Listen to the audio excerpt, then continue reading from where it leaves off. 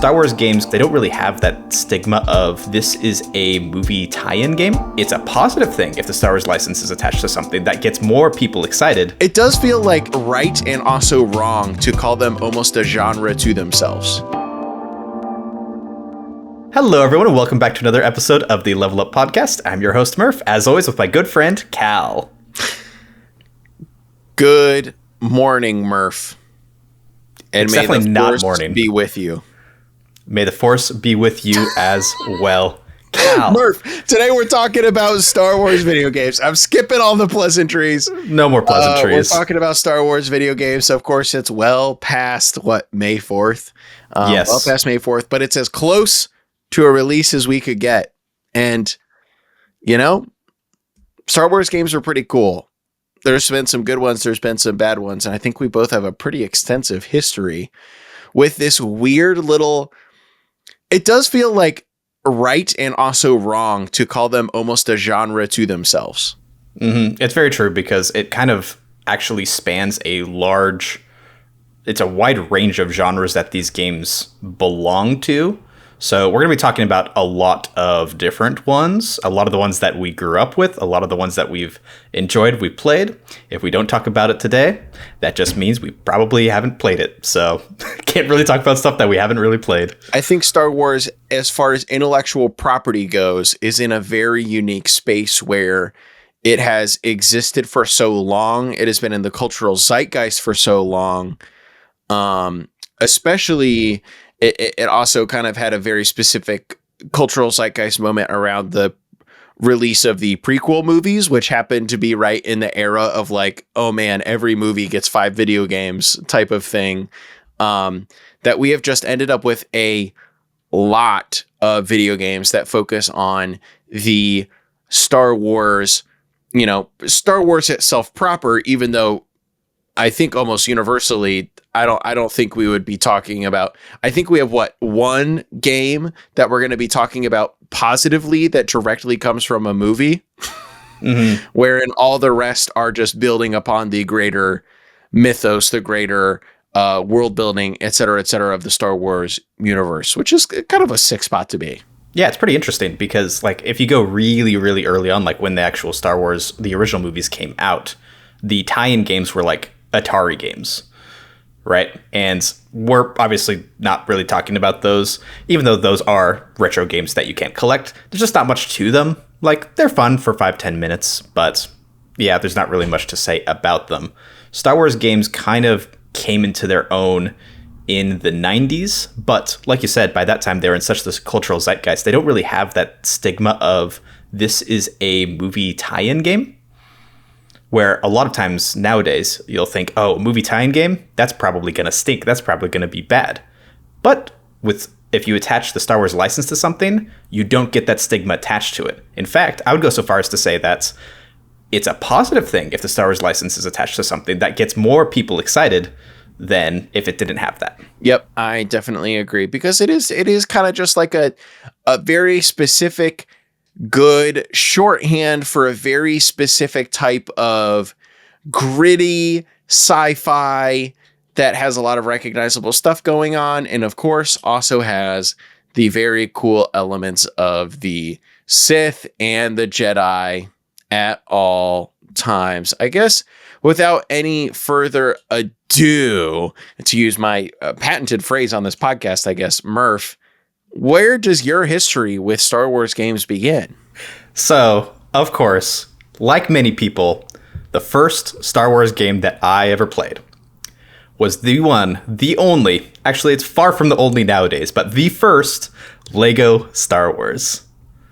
What about you, Cal? Yeah, did you also start with Lego Star Wars? It may have been the prequel Lego Star Wars rather than the original prequel Star Wars, but... Well, the prequel Star Wars is titled the first one. It's just called Lego Star Wars. Okay. Then the second one was the original Star Wars. Yeah, original trilogy. So definitely Lego Star Wars. The prequel's version of Lego Star Wars. Yep, that was the first game that came out in 2005, kind of to coincide with the release of Revenge of the Sith. So if you think about it, Lego Star Wars is really just a tie-in movie game. Terrible. No, it is honestly so sick. The the Lego games in general, especially like as far as as far as games that I would go so far to say are definitely made with like children in mind. Really good game series that they made for themselves over there. But Lego Star Wars is basically where it all started. And man, they're a lot of fun to play. That's interesting because you say that these are for kids. That's kind of always just been like my interpretation of them. I mean, yeah, I would go so far as to say that they are. But what about now? Have you played Lego Star Wars recently? Is it still a game or game franchise that holds up, even the original games? I've played them as recently as, the most recent version. What was that? The Complete Saga. Did you play the Skywalker Saga or the Complete Saga? The Complete Saga. Okay. When you say that's recent, that's still like 07, 08. Not that recent, Kel. Sorry. Never mind. Well, I've played them much more recently than I would say I last played them when I was like in late college, at least like for a decent amount of time, which granted was still 4 years ago, but they held up, but much more as like a silly party game type of, this is astoundingly easy. You can do some really funny stuff in it. You can mess around and have fun. There is some silly appeal if you are a Star Wars fan of just being like, yeah, what if we took Jabba the Hutt through the battle for Kashyyyk, which is always kind of a funny aspect of the games. But I think for me, they have held up a little bit, but it has gone from, some level of like, oh man, this is just such a fun game that I love to play, to like, oh yeah, this is a fun, silly party game to mess around with. I somewhat agree. I think that the game actually holds up surprisingly well. One thing that I think that's all of the games, the Lego Star Wars 1, Lego Star Wars 2, the original saga, or the original trilogy, and then the Complete Saga, they're all very good at vibes. Sure. Which I think is an interesting thing to say about a Lego Star Wars game. But like, think about the first one, Dexter's Diner, the area where you hang out. Like, I used to just hang out in that area, go outside, kill all the trash cans, get the Lego studs. It's just fun. It's just fun to be in. The music, it just sets the mood so well. You get John Williams' score from Star Wars basically just 1-to-1 in the games themselves. And that really helps elevate the games from something that's just like, haha, fun, childish, cartoony thing, which, yeah, it is. But to something that feels like not intense, but a little bit more serious. Mm-hmm. And I still think that it is a legitimately fun gaming experience. I like it very much as a come home from work type of game. I think I've talked about this in the past where I categorize like get home from work games like not Dark Souls. I never want to have a stressful day at work and then come home and then play Dark Souls. No, I 1000% get it. That is basically why, I mean, we've talked about it on the show before. That is basically why I've never been able to get into that kind of specific subgenre of game because, yeah, by the time I'm gaming, I'm chilling. Mm-hmm. Yeah, so Lego Star Wars really, for me, fits that comfy game standard where it's easy enough that I can just blow through things, have a good time, but it still provides enough resistance for me to not feel like, oh, this is completely mindless, I'm doing nothing. Like, you still have to hunt down the Lego canisters, and the puzzles aren't the hardest thing in the world, but they're still there. There's still something. Yeah. So that's what I really like about Lego Star Wars. Like, I've been playing through Lego Star Wars 2 on my PSP because I don't have the first one on the PSP. And it's just such a good lay in bed, play a level before bed game. Like, I love it. It's so good. And I think the multiplayer for this game is like weirdly good for its time. Yeah, I definitely would agree, especially because it is just like one of those things where you can just do it. It can require some teamwork. You both can kind of do some fun stuff. You can find a lot of like unexpected synergy between different characters or character types, all that kind of stuff. Yeah, you can mess around. You can just drop in, drop out, which is really nice. Like, you can be playing alone and then somebody comes by and is like, hey, can I play with you? And you're like, yeah, sure. And then you just plug in another controller and press start. Like, press start and go off to the races. Yeah, exactly. Yeah. And then if they're like, I don't want to play anymore, you literally just drop out. Stop. Yep. Yeah, which is really, really neat. Have you played Lego Star Wars 2? Yes. What would you say is the best game between Lego Star Wars 1, Lego Star Wars 2, and Complete Saga nowadays? What has held up the best? I think that I have historically liked the Complete Saga just because it was just an all-encompassing type of experience. I have wanted to pick up Skywalker Saga just to kind of see what's going on. I know there's like some QOL changes and they've done some stuff differently a little bit and that kind of stuff. And I've always wanted to check it out. But I mean, the Complete Saga is definitely what I have technically logged the most time on as well. Just because like we ended up with it on the Wii still when we were kids and same. And, you know, I had 1 and I had 2 and then I got the Complete Saga and we played the Complete Saga. And it's just fun to have everything all in one inclusive package, you know? I agree. I think that one's held up the best as well. I think technically I've spent the most amount of time in the first game. Sure. So there are some things like the pod race they toned down the difficulty of, because in the first game, WoW was the pod race. That was it's tough. Yeah. We could not finish the game for a long time because we would always get frustrated at the pod race, me and my siblings. Yep. And so that was just like a hard skill check that we could not pass. And so for the longest time, the end of episode 1, like retaking Theed Palace and the fight with Darth Maul, just like those are quote unquote new and fresh levels to me, just because I haven't experienced those never got to play nearly them as much. Yep. Yeah. I do also find it interesting that because this game came out, it actually came out like a couple months ahead of Revenge of the Sith. Sure. Which is bizarre because, like, you want to know what happens in Revenge of the Sith? Just play Lego Star Wars. Yeah, exactly. Just simply ruin it for yourself. What could go wrong? Yeah. And so you said that Skywalker Saga you wanted to play? Yeah, and it just kind of like when it came out and it was new, I was like, oh yeah, I could buy that, I guess. I should buy that, I guess. And then it kind of went on to like I'll buy that when it's $20 on sale type of group. And then I never got around to doing it. Mm-hmm. So I bought it, and I have some disappointing news. Oh, no.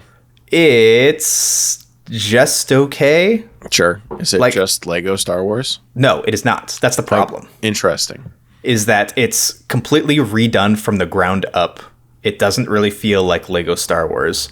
The levels don't have like the nice mix of just very simple combats and puzzle solving. There's very little puzzle solving at all.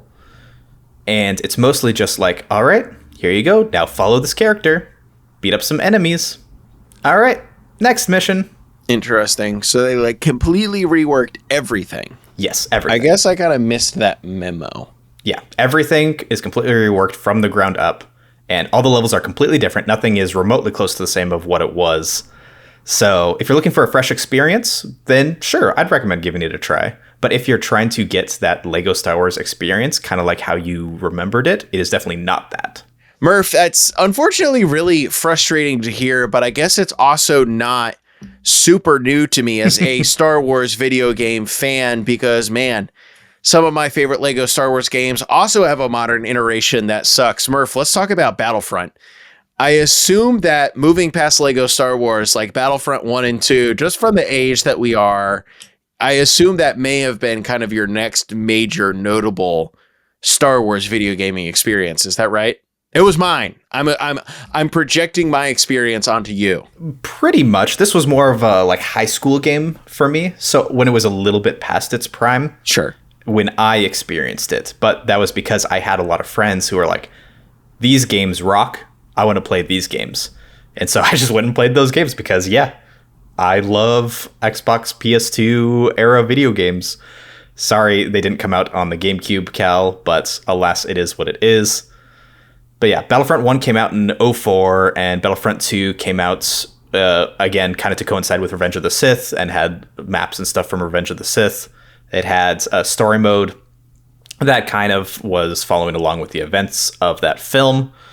So, but they did have a little bit of gameplay differences. Battlefront 2 had like the stamina bar, which they added. The hero and villain characters that you could play as from the original games. Which one did you end up playing more of? Battlefront 2 is the one I ended up playing for sure, but I think that is kind of just like similar bit in that, like, when I ended up playing a lot of it, Battlefront 2 was just like the game that was out, right?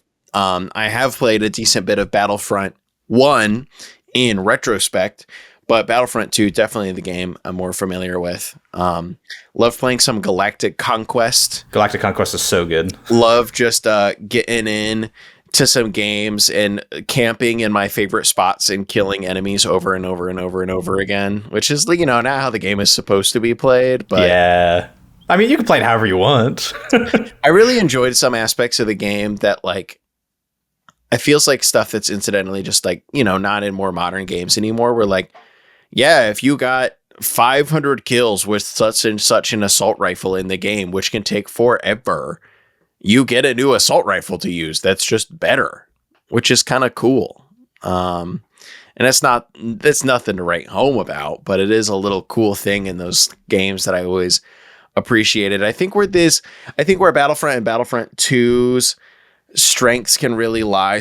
I'll just stop talking about Battlefront 1. I'll talk about Battlefront 2 because it's where a lot of my I really enjoyed the moment-to-moment gameplay of the games. I was the guy who, like, never actually ended up messing around with playing as Luke Skywalker or whatever when the game let you, or Darth Maul, or, you know, whoever ended up the game letting you play as. I mean, sure, it's fun, but I always had a lot of fun running around, trying to capture the points, shooting guys, making maximum advantage uses of my grenades and that kind of wrist stuff. rockets. Yeah. Oh, exactly. I love wrist rockets. Exactly. And so it's just a fun game to play. It is like to this day, if I walked into my office and for whatever reason was like, I want to boot up the PlayStation 2 today, let's choose a PlayStation 2 game, rather than the more logical way of playing a game, like saying, I want to play this game, I'm going to play this game, I think I would just reach for Battlefront 2. It still is like a really fun game to mess around with. It's a great split screen game. It's something I always appreciated about it too, especially when you can play, like, you can just play Galactic Conquest 2 players. Awesome. I literally did that a few weeks ago with a friends. Yeah.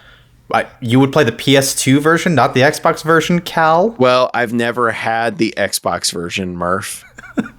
So we put out a short, like, a while ago when we were talking about the original like a Xbox. year ago now, honestly. That's not quite a year ago, but it ended up being like one of our most popular shorts, wherein I was like, hey, I'm just going to put PS2 and Xbox versions of Battlefront 2 side by side, see which one's better. Lo and behold, the Xbox One is better because the Xbox version is a more powerful console. And the comments section is so funny because people are like, so funny. You used different stuff for the PlayStation 2. Like, no, I used component cables on both. They're going through the same scaler, using the same settings. It's the same thing. Comment from 5 hours ago. Bro, I have it for PS2. It doesn't look foggy at all. Y'all have foggy looking games. Mine looks just like the Xbox. I had to confirm it too. Alex commented, what's with this comment section being full of PlayStation bootlickers? It legit's just a game. PC was actually the best for the 128 player game mode. Now that's true. That's true. That's not what this podcast is about, my dear commenter. But PC version of Battlefront 2 is quite good. Yep. But yeah, all that to be said is, yes, we were just comparing a PS2 and Xbox game, but at the end of the day, it's still fun. It's still fun no matter what. It's like whatever you grew up with is awesome. Whatever you choose to play with now is awesome. Like, just play it. You can play Battlefront 2 again on the PSP, and boy, oh boy, is it the chunkiest thing. Even if you overclock your PSP, it's still not great. I still have fun with it. But I've always wanted it to be awesome, and it is kind of awesome. I think it's kind of awesome. It's not great, but it's kind of awesome. That well. Yep. Yeah. I've actually had a little bit more experience with the first Battlefront game, and the things I like about the first Battlefront game compared to the second are, first of all, I love when the loading screen goes on, it goes boop boop boop boop boop boop boop boop boop. and that's not in the second game, and I'm so sad that it's not in the second game. I know, it is something that I associate with like the series so much, but it is just in the first one. Yes. But I do actually think that the map design of the first game is a little bit better. I just like platforms and stuff from Cloud City. It's one of my favorite levels, and it's not in Battlefront 2, so it's just a little bit personal preference. So you heard this here, folks. Battlefront 2, it stinks. Not what I said. Not what Murph I said. Is the number one Battlefront 2 hater. I love Battlefront 2. I love Battlefront 2 because you can also play 4-player split screen, and I think it's only 2, even on the Xbox, on Battlefront 1. And yeah, I mean, like you said, the heroes, I don't think the heroes are balanced very well. No, they're not. But They're that's really kind of not. the point. That's kind of the point, I think. Yeah. Star Wars is definitely a world where the heroes do just get to trample all over everyone else. It's a fun power trip, but it gets a little bit old. And then the space battles, I think, also kind of get a little bit old. Like, they're fun. I can take about 2 of those before I'm like, all right, this is the same thing over and over and over and over again. And at that point, then I do the glitch to, like, you get your spaceship up and then land it and then launch it and land it. And then you get, like, slowly outside. And then you can, like, walk around outside on the spaceship. I like doing that. It has actually no purpose, but I get bored sometimes and do that.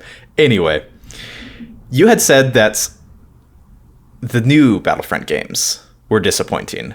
What has your experience been with the new Battlefront games, Cal? I've not played new Battlefront 2. I did end up with the new Battlefront 1 when it came out. And I mean, it still had a lot of the like technical gameplay bones of like, yeah, we're doing a lot of basically capture points and that kind of stuff. But it did just feel much more generic, modern Call of Duty-esque shooter rather than being anything to write home about. Like, yeah, it still had the heroes, but when you're an online deathmatch, you can't have something fun as much as like the heroes being hopelessly broken and all of that kind of stuff. A lot of and if I remember correctly, it was also pretty stuffed with microtransactions, which is kind of whatever. That was the second game. That's the second one? Game Okay, ended cool. up being pretty stuffed. But basically, a lot of things were sacrificed on the pyre of like making it into an appealing online multiplayer game. And also, I just want to play Galactic Conquest, actually. Yeah, there's no Galactic Conquest. What the heck? I think that was kind of my takeaway. I mean, it was like a fine game. It was a fine game that did not actually have much of the things about Battlefront that I enjoyed in it. I would say that that's probably my biggest qualm with it as well, where it had like the tokens that you go and pick up the tokens in order to get a ship or the heroes or whatever it is. And then you're just like, it's cool that you're moving along this battlefield, but as a result, everything, it felt like a Battlefield game. Yep. Like it was made on Frostbite, developed by DICE. It just felt like Battlefield. Not that Battlefield's a bad game. It's just not Star Wars Battlefront. Yep. is the problem. Yep. But unlike you, I actually have had quite a bit of experience with the second new game. And that thing has had like quite the ride. It was like, oh, everyone hates this at launch. The microtransactions at launch were miserable. They were terrible. But enough time has passed. This is just kind of the way that games work now. That I would say Battlefront 2, new Battlefront 2, is actually a legitimately very good game. Because the microtransactions, one, aren't nearly as bad. You can just play the game without buying stuff. You'll be fine. It has a story mode. The story mode is fine. It's pretty decent. So it's a fun time. Nothing extraordinary, but I'm glad I played it. It has like so many modes. You can get back the ye old capturing command posts is a thing again in new Battlefront 2. Pog? And you're like, okay, this feels like what Battlefronts should be. And like it actually feels good to play. Like it always felt like pretty decently good to play, but this makes like the good feeling shooting mechanics mesh with the good feeling like overall game mechanics. And also, most importantly, it has Ewok Hunt, which is the best mode. What is it? So Ewok Hunt is basically, it's infection, more or less. Sure. So you have like just one or two people that start out as Ewoks, and then there's a bunch of stormtroopers that are on Endor. It's nighttime. You have flashlights that only have so much battery, and so you have to go and like survive the night while all the Ewoks are coming to come kill you. And then if you die, you become That's an Ewok. very funny. And then you have to go kill the other stormtroopers. Except the funny thing is, unlike Infection, where it's like, oh, you're this gross zombie, you're an Ewok. And so you can like blast your horn just to scare the crap out of everybody, because like it's surprisingly eerie when you're the stormtrooper, because you're like, I can't see anything. I hear like rustling, and then 2 feet next to you hear a and you're like, crap, I gotta go. And it's like the scariest thing. I don't want to die. So I love that mode. I think it's really fun. I can go like 10 rounds of that thing straight and have a great time in every single one of them. So I think Battlefront 2, new Battlefront 2 is a good package. Yeah. I'll have to give it a try sometime. I assume it's still online and all that. Yeah, definitely. You can still purchase it. Can definitely go on sale as well. So sure. Yeah. I was about to say, I think it like really fell off my radar after like they went through the whole like, we're patching, like they patched out a lot of the microtransaction stuff, and then a lot of people were like, okay, cool, you have a game that is a bit bare bones and doesn't have microtransactions in it anymore. And I was like, cool, okay. Yeah, and most people were like, we don't fell care. Off my radar. Yep. Yeah, I did too. I only recently returned to it like a couple years ago. It's still just kind of like only occasionally, but yeah, it's a fun time. Something to do. Yeah. An after work game, if you will. Ooh, yeah. No, I could boot that up for like a nice Saturday morning. Sure. That's a good Saturday morning game. Yeah, for sure. Well, I think speaking of a Saturday morning game that defined the Saturday mornings of many a young gamers, we have one of the best flying games of all time, Rogue Squadron 2 Rogue Leader. Factor 5 is so good. I'm so bummed they're not around anymore. Yep. Stupid Lair or whatever killed them. That one PS3 game. Yeah. It is so interesting talking about this, Murph. It feels like that you and I incidentally were kind of raised in like a golden era of Star Wars games. We have like one or two more, like there's a lot more games on the list, and that we're kind of, I think some of them we'll talk about much less than the first couple we've talked about, but there was kind of a period of years in and around and right after the prequel games, the prequel movies, that like they were making a ton of Star Wars games. So maybe some level of it was there was so much stuff being thrown at the wall, but that a lot of gold came out. But Lego Star Wars, cool game. Battlefront 1 and 2, universally beloved. Rogue Squadron 2 Rogue Leader, universally beloved. The other Rogue Squadron games, pretty dang good too, but Rogue Squadron 2 specifically, extremely good. And then also later, obviously, we have to talk about Knights of the Old Republic 1 and 2 as well. But Rogue Squadron 2 Rogue Leader, awesome flying game. I wish I was more into flying games. Rogue Squadron 2 is one of the few that I at least boot up from time to time and mess around with. Yeah, this is one that I don't actually own. I've played it before, and it is gorgeous. Like, this game looks so pretty. But yeah, I think this game's downfall was that it was pushed as like a system seller for the GameCube launch. Yeah, it was not that. It's not really that. Like, this flying game that only takes you a few hours to beat just is not going to be your system seller. No. As good of a game as it is, like a very and as good good as it game, feels. but it is short. And it is a flying game, which, can be, I think, very hit or miss. I think flight action games are very much the type of genre that people are very into or very not into. And like the Star Fox series is really the only one that feels like I had any success at being like breakthrough popular. And even so, most people are like, yeah, Star Fox 64 was really the only good one. And past that point, it kind of lost itself. So Rogue Squadron 2 coming out in 2001, I think it was kind of on the edge of people like losing interest in it's kind of on rails. Some of the levels are on rails. Some are more open where you just kind of fly around. But yeah, that type of genre was just kind of dying.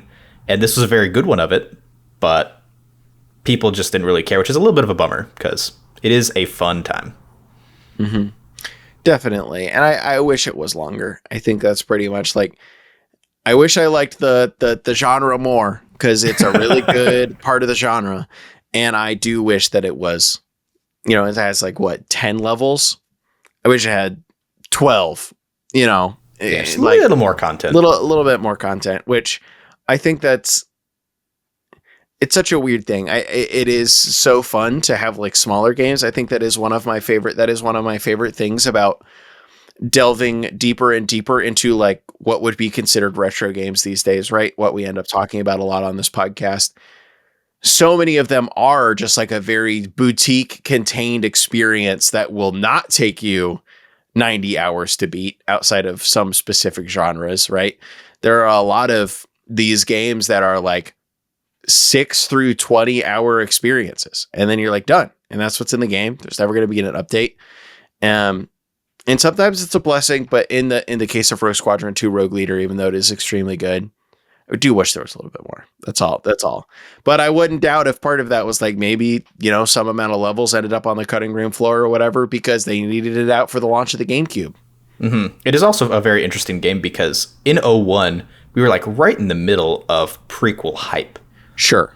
And this is a game based off of primarily like old Star Wars, right? And so, yeah, there's a couple games that I want to talk about from the before prequel era, which I find super interesting. So, Star Wars Shadows of the Empire for the Nintendo 64. Are you familiar at all with this game? I am not. So, this one I find super interesting because this was like such a big push by Nintendo themselves, as well as LucasArts, because like when you get an N64 box, you have Mario on it, obviously. You have a couple other Nintendo characters, but you know what else is on that box? A Stormtrooper to promote Shadows of the Empire. Sure. Which I think is crazy. Is it good? It's fine. Yeah. So this is a more recent acquisition by me. I literally was playing it like right before recording this because I was like, I have this game and I want to talk about it, but I want to play a little bit of it before we talk about it. And it has two primary things. It has vehicle sections, and it has on foot missions. And the vehicle sections are pretty decent. I had a real hard time with the AT-ATs and trying to get the stupid tow cable. Like, I can get it to attach, but then it will always break free and stuff. And so I just gave up and just shot the AT-ATs down. Sure. I was frustrated. So that doesn't bode particularly well for the rest of the game, because this is not a game that I've beat. But the on-foot missions, I think, perform worse as far as frame rate. And they have the same issue of it's a third-person shooter that a lot of games from this era have, which is control. Because you are moving with a single analog stick. And so it's like Tomb Raider type controls where you have the analog stick press forward to move forward. And then when you press left, you're not moving left, you're turning left. And then you press forward to go forward after you have turned left. So it's got a couple buttons and stuff that will help you strafe and things like that. But it's workable. You can get used to it. It has a blaster that basically recharges. So you can just like mash the button, but then it goes from 100 all the way down to 0. Then once it's at 0, you got to let it recharge before you can use another blaster shot. So you can't really spam things. You have to try to pace your shots, hide behind cover and stuff like that. So the gunplay is decent, but it still has like pretty heavy auto aim because it's still a shooter on the Nintendo 64. This is like before GoldenEye or anything like that. It's a third-person shooter, but still similar principles apply. And even GoldenEye, a lot of people are like, yeah, that thing's pretty darn clunky nowadays. Yeah, GoldenEye is one of those games that when I played it as a kid, I was like, wow. And then the people are like, let's play GoldenEye tonight. And I turn it on and I'm like, wow. I still like GoldenEye. I still can have a grand old time with that game.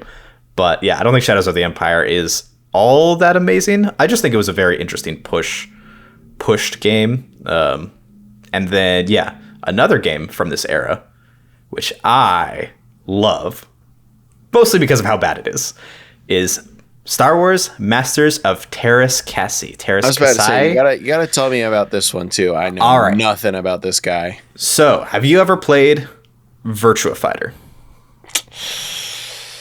No. Have you ever played like a polygonal 3D fighting game? Yes, I have. Great. It's like that, but bad. No! It's really rough. Like, you can play it, but the combos don't feel good. The movement doesn't feel good. Very little about this actually feels good to play. But the fact that it has a Star Wars license attached to it, and just kind of how jank a lot of the stuff in it is, makes it kind of really fun. Yep. Yeah. Like, there's one of those pig guys. Who's the pig guy? From oh man, I can't even remember what those are called. Yeah, named Thok. Wow. And then there's a Tusken Raider named Whore. I'm out. And so I've had so much fun just playing this with friends, because we're like, what if we just learned this game? What if we like actually learned the combos and stuff? And we did. We learned some of the combos and tried doing the story mode and stuff. And yeah, the badness of it rears its ugly head very fast. But that's kind of the fun of it. It's not unplayable. It's not the worst thing ever to grace the video game world, but it's definitely not good. So would I recommend it? I love playing like bad games. Yeah. It's definitely on the edge of so bad it's good. It's not amazingly terrible, but I think on the edge that's people would enjoy that. Mm-hmm. Mm-hmm. One day.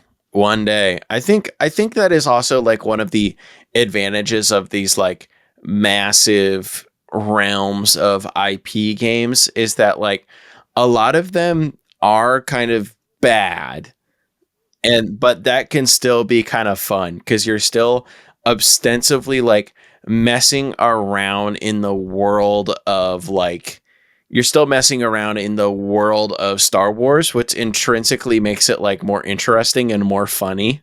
Like the grab is that you're messing around with Star Wars, and then when it's bad, it's funny rather than just being like annoying or frustrating, or you're awkwardly swinging around a lightsaber or trying to shoot somebody with Boba Fett, and then you're just doing that over and over, and then the other person's like, stop stun locking me, this is so dumb, and you're like, yeah, it is, it really is. Yep. And you're gonna lose. What are you gonna do about it, brother? Oh man. Yeah, it's just silly.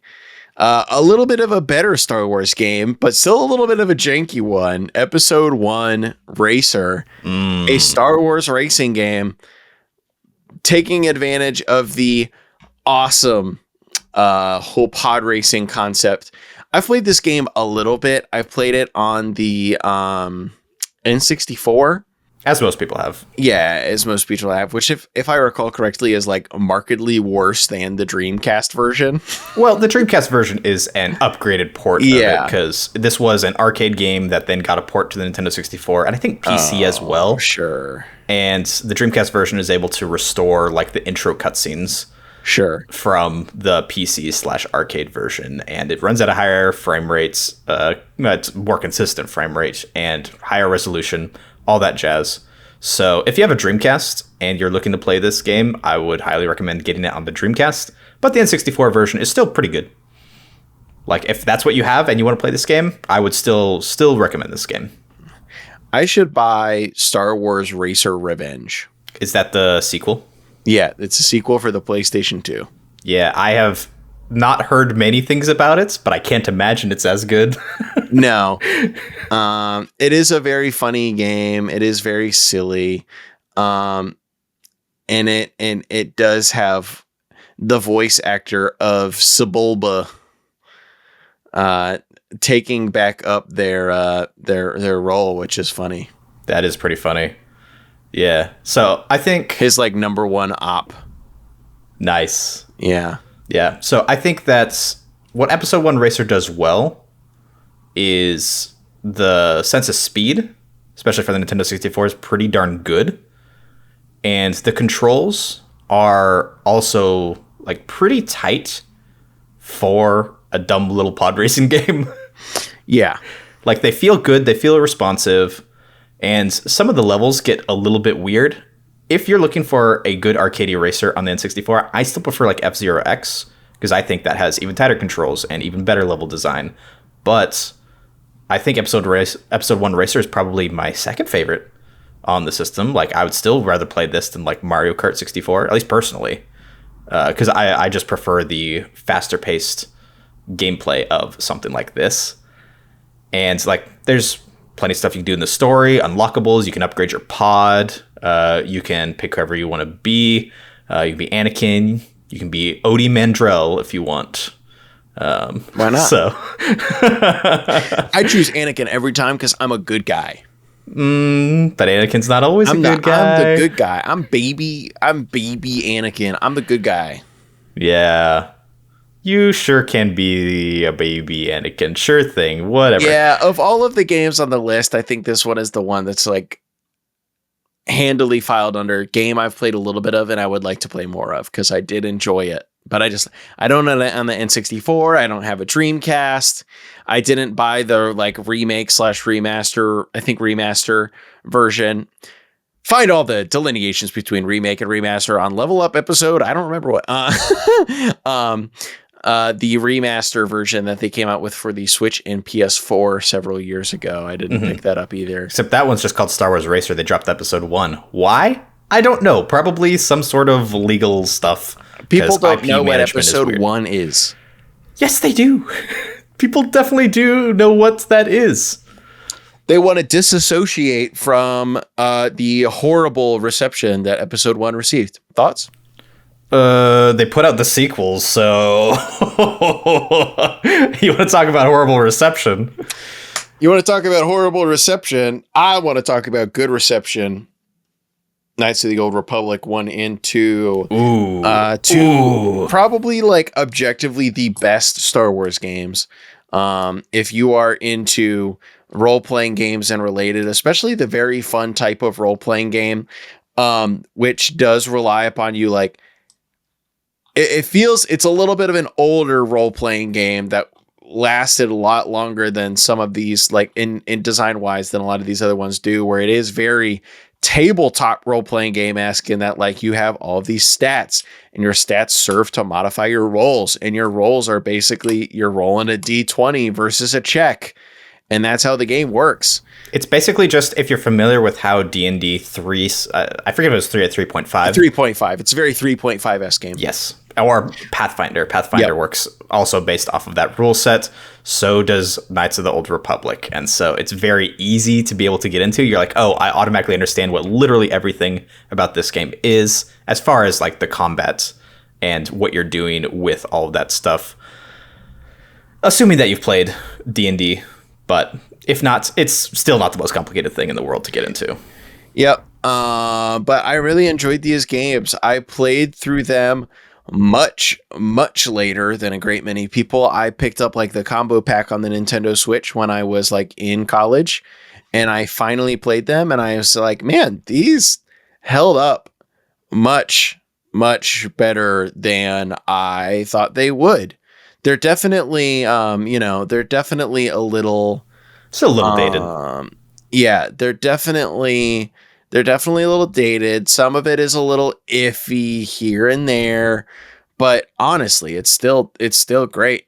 I wish HK-47 was like a better guy to have in your team because he's awesome. But yeah. This is how you said, like, you've dabbled with Star Wars Episode 1 Racer, but haven't gone deep into it, but you know that people say that it's good, and so you want to play more of it. That's how I feel about Knights of the Old Republic. Sure. Where I'm like, this is one of those, I think Western RPGs is how people define games like this, where it's like this and like older Elder Scrolls and Jade Empire and stuff like that.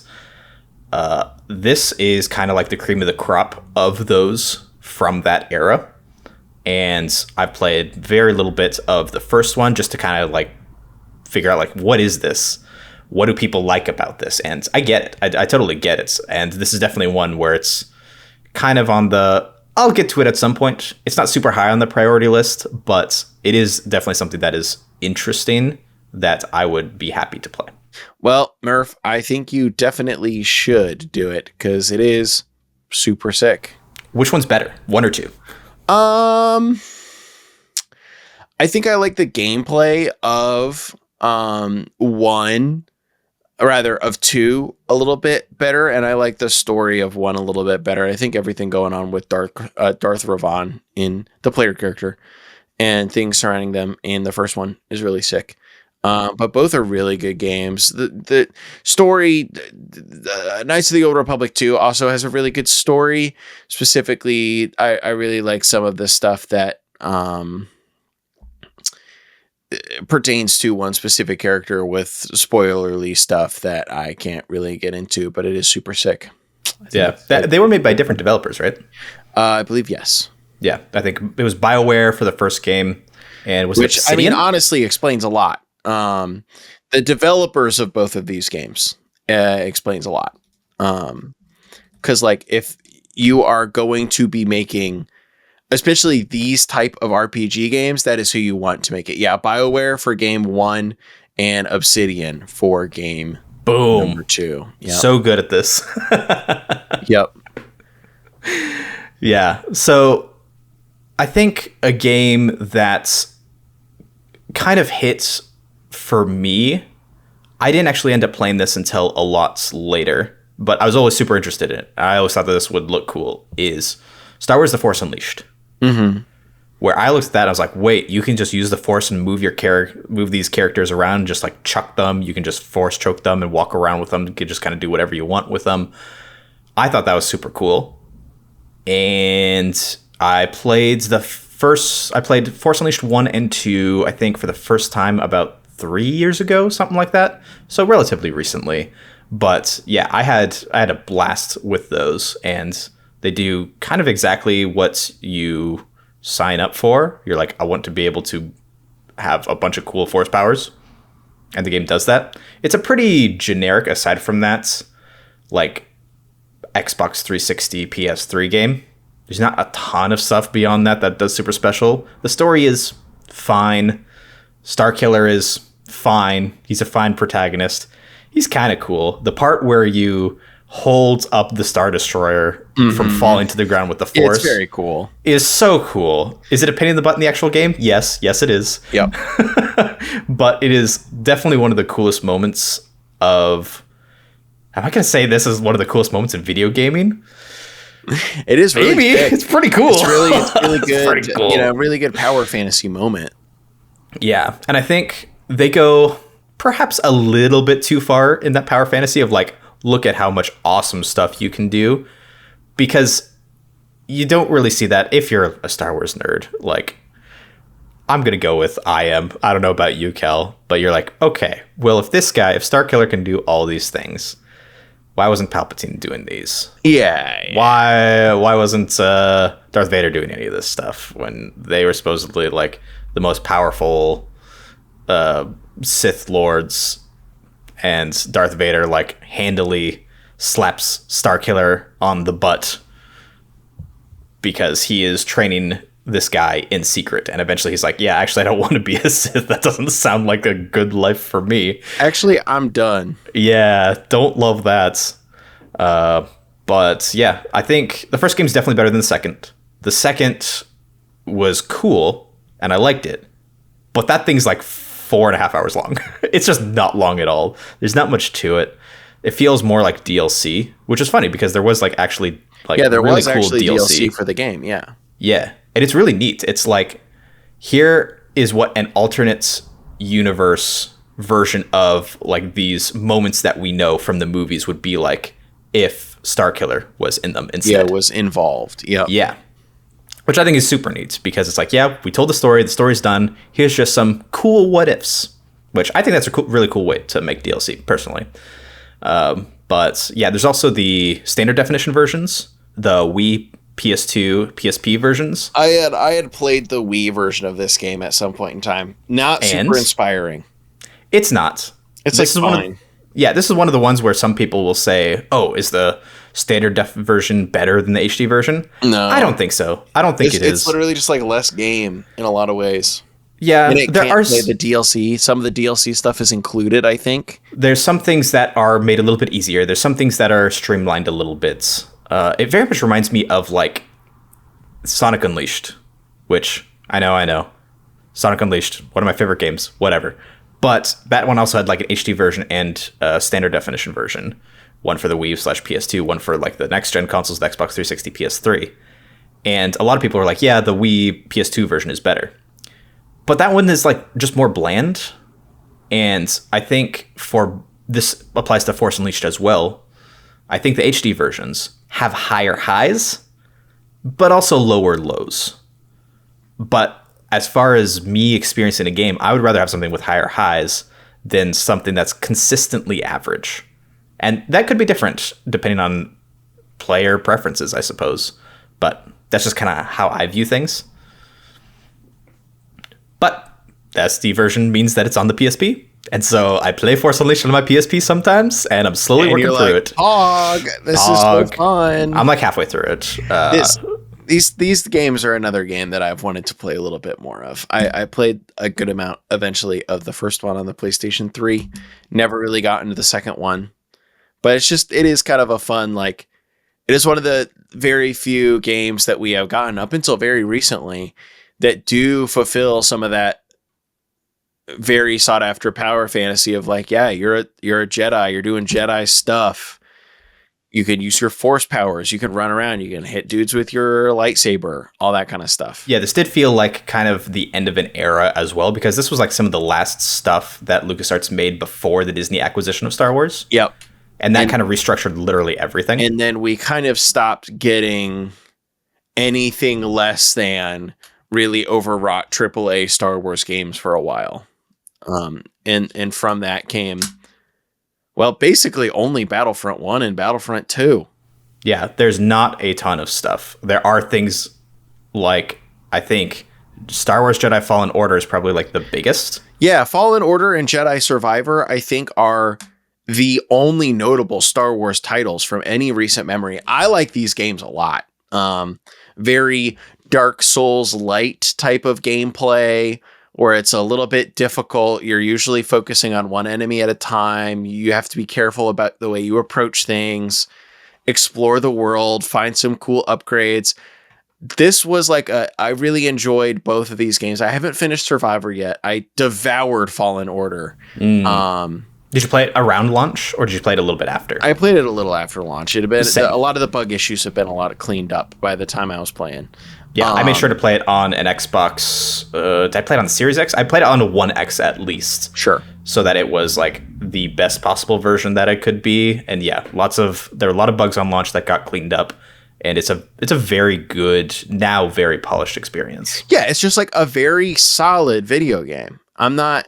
It's like one of those games that I'm not going to be enthusiastic about, but I would basically recommend it to anyone who's remotely interested in like a fun action RPG light game. It's very good at what it's doing. And it is a game that kind of captured the magic of Star Wars that does exist still or whatever, and like serve it up to me. I'm like, cool, I'm in the Star Wars world. I'm a little Jedi. I'm running around. Oh, cool. I found a cool new color for my lightsaber. Now my lightsaber's pink. That's fun. And then you get another blade, and then you have double blade lightsaber.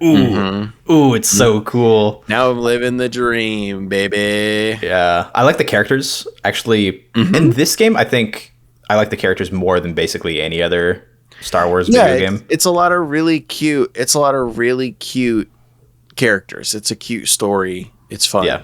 I like Cal Kestis as a character. I like, what's the name of the droid? Oh, man. The little backpack droid. I don't remember. Yeah. Like, he's super cute. Everything's, like, all your pals are super endearing / have a tragic past. The opening of the first game, Fallen Order, is, like, really good. It's so good.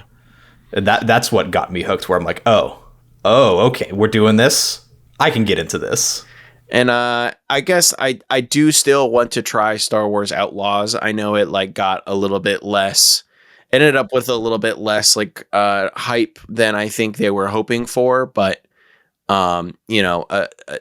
being a rogues gallery kind of in the Star Wars universe, in the era of like the original movies does sound pretty fun. And it's kind of also on that list of games that I'd love to pick up on my PS5 when I can get it for $20 or whatever. But I've just never gotten around to it. There's too many games out there to play in the world, Murph. I know, seriously. Yeah, I also haven't played Outlaws. I think Squadrons was another one. Squadrons. That was relatively high profile, and people liked it for the most part. There's like a VR version that a lot of people liked. People who liked flying games like Squadron. So, yeah, I'm glad that we are now getting like consistently high quality Star Wars games. Because, yeah, like I haven't played Survivor, but I had a blast with Fallen Order. Yeah, everything about it was... Because when I played this, I had not played a Dark Souls game. And so when I played it, I was kind of expecting like a very straightforward, narrative-driven, like, all right, here's this thing, and then we go through the level and go do the next thing. And I was surprised to find that it was a lot more like Metroidvania-ish. Mm-hmm. Yeah, explore the world. Like, you very much could just do, like, I'm going to go to the end of the level, and I'm going to do it. You could do that, but there's a lot of other stuff to find. Well, I don't think it's very possible for you to do that because... Like, there are plenty of times that you have to backtrack and you have to use new force powers in order to do that. And there's stuff that you have to do, obviously, for story progression by backtracking. But then, you're right, there are other times where you can go back and be like, hey, I can now do this double jump. So I'm going to go to all these places where I'm like, hey, this was out of reach before. Is it out of reach now? Probably not. Let me try for it and see if you can get it. And so I really liked that method of exploration. It didn't feel... Nothing felt too daunting where I'm like, oh, there's all this world to explore that I'm just missing. It was just like a little thing here, a little thing there that I'm missing. And then I was able to clock that in my brain and be like, all right, now I'll return to that, which I think is that's good design. That's good video game design and the mark of a good, I'm going to say Metroidvania because like Metroid and Symphony of the Nights and similar games like pioneered this type of gameplay design way before Dark Souls. It just did. I hate that people keep calling games like this Souls-like. Yes, you roll kind of like in Dark Souls. You have the save thing that respawns enemies kind of like in Dark Souls. Stop calling it a Souls-like. It's the easy shorthand. Yeah. I hate it. I hate it. There you go. There's my rant about calling everything a Souls-like. Fair enough. All right. It's time to talk about our last Star Wars game here. The true creme de la creme, the piece de la resistance, Star Wars, the Clone Wars on the Nintendo GameCube. A game that I impulse purchased when I was visiting Murph, and boy, did we put that in the GameCube for at least 20 minutes. It was really not good. Like, the frame rate was so choppy. There was screen tearing all over the place. It's just like a really bad, poorly made vehicles game. Yeah. Ooh, we're gonna go over here. We're gonna shoot this. We're gonna go over there. We're gonna shoot that. And I think that does really emphasize the range of Star Wars games that are out there. You have genre-defying, outrageously good RPGs that still hold up in Knights of the Old Republic. You have some like classic shooting games in Battlefront.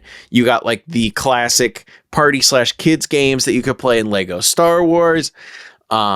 Even now, they're still making a couple good ones like Jedi Survivor, Fallen Order, and that kind of stuff. And then there was also just so much movie tie-in slop that also existed that is out there that bears the same name, bears the same IP as a lot of these other classic titles, which we just ranted about for forever. But man, Star Wars The Clone Wars, bad game. Don't play it.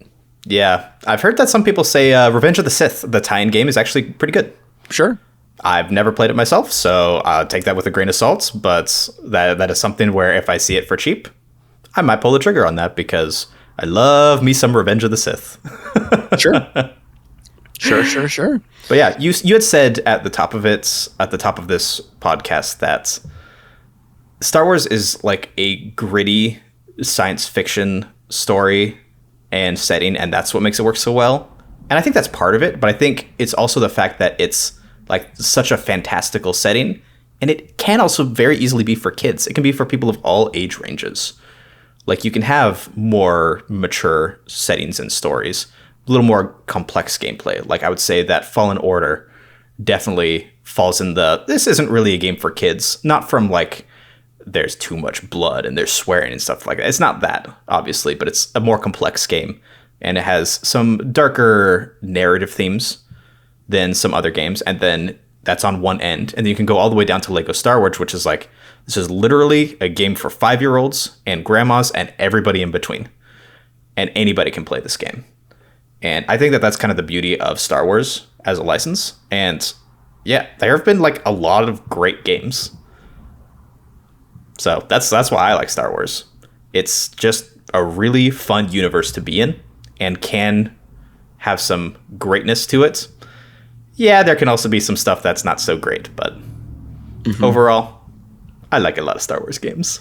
Yeah, me too, Murph. Star Wars games are a blast. I need to pick up some more of them. I need to grab some more of them. I need to play some more of them. Speaking of picking up games, I think it's time for us to move to our one recurring segment of the show, Murph, and that is our recent pickups, and more recently, also kind of a little bit what we've been playing. But Murph, have you picked up anything recently to add to your ever-burgeoning video game collection? Yes, I actually literally got this today. It is Super Castlevania 4 for the Super Nintendo. And the funny story about this one is, so basically, 2 other people in my office are getting into PSP gaming. They're becoming PSP gamers. And so one of them saw on OfferUp like, hey, PSP for $20, but it's on the other side of town. And he's like, all right, on my lunch break, I'm going to go drive there. That's awesome. to pick this up. But we looked at his OfferUp page and we saw some other stuff. He's like, oh, he has another PSP for sale. And then the other coworker was like, okay, well, I mean, if you get a good deal on that one, like if you can knock some money off of that one, like pick that one up for me. And I was like, oh, Super Castlevania 4? That's a good price.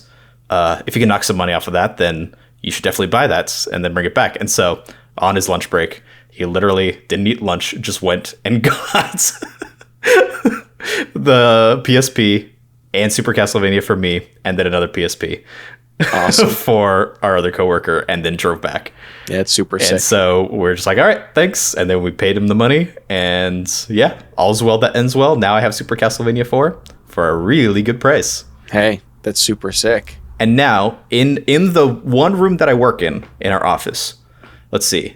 If we all brought in all of our PSPs, we would have 1, 2, 3, 4, 5, 6, 7, 8. We would have 8 PSPs. Among how many people? 3 people. And you are how many of them, Murph? I'm only 3 of them, for reference. I'm a reasonable amount of PSPs. Man, it's awesome. Yep. It's awesome. So, how about you? Have you been playing anything fun? No pickups for me, but I have been continuing to jam so much of the hit indie game Blueprints.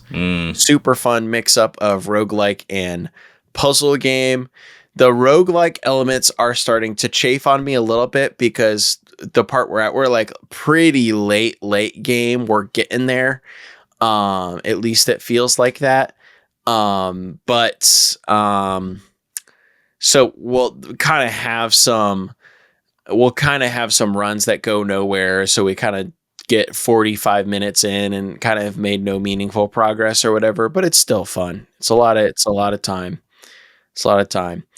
But we're having a good lot of time. So if you are interested at all, and especially like a more classical type of puzzle game where you're rewarded for paying attention to details everywhere, writing stuff down, solving some fun little in-room puzzles and other also higher level, more like meta level puzzles, definitely would recommend it.